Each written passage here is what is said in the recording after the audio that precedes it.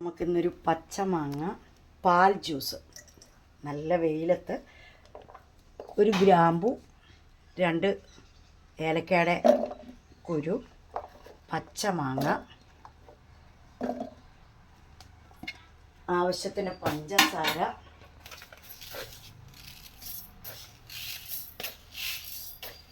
ഒരു 5 സ്പൂൺ പഞ്ചസാര,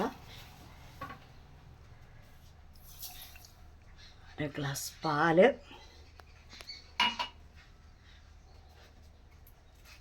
കുറച്ച് തണുത്ത വെള്ളം.